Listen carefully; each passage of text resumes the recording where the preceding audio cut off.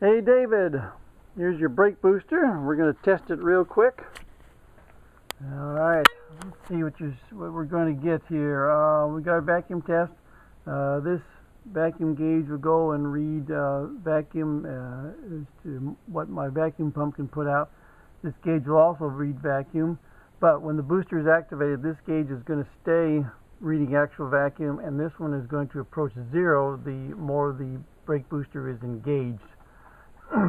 Over here we've got hydraulic, we've got our input pressure, and this gauge goes up and maxes out, and then this gauge takes over and reads the final pressure.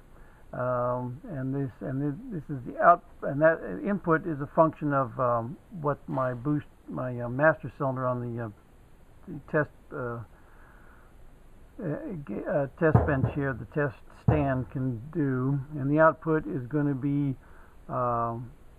a function of the booster's boost ratio. Your booster is a 2-to-1 ratio, and so whatever this registers, we're going to see twice that as the output pressure. And this gauge goes up, maxes out, and this gauge takes over and reads final pressure.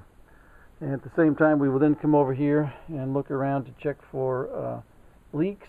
I did have to change out this air filter assembly. Yours was shot, and that's it. So let's test the booster.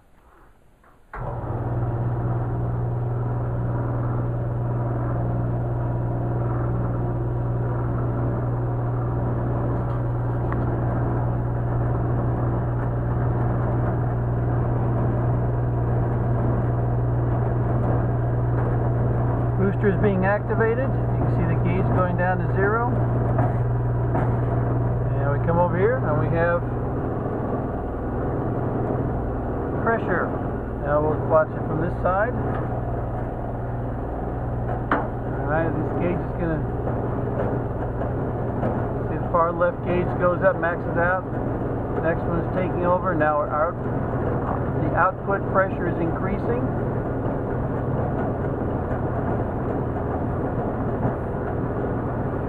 Alright, we've reached zero over here, and we've maxed out at 350 here, and you can see we run between 600 and 900 psi here, final output pressure.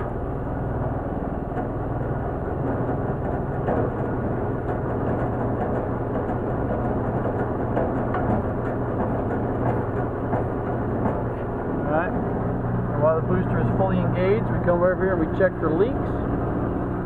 Make sure our bleed screws are holding pressure. Check, here's another leak possibility, or another leak point. Got a nice booster. Now then, one thing you do have on this booster is a fill plug right back here, and that plug is where you fill mineral oil to lubricate the leather diaphragm inside the booster. So you definitely will need to get you some mineral oil at the pharmacy or grocery store pharmacy, drugstore. And when this booster is in the installed position, like it would be in the car, fill that up with mineral oil until it starts to dribble out the fill plug, and then install your plug. And you're going to want to check that about once a year, because this booster has the leather diaphragm in it. It has never been updated from when it was brand new, and that leather diaphragm will probably last another 100 years. Much better than the rubber diaphragms. So be sure to put mineral oil in this booster prior to installation, or if you can access it after installation, then you put some, you dribble some in there. Just get your little funnel, a little plastic hose, or maybe a squeeze bottle, and put some mineral oil in it, and fill it up inside the booster. And anyway, you've got a great booster. Thank you, sir, for letting me work on it.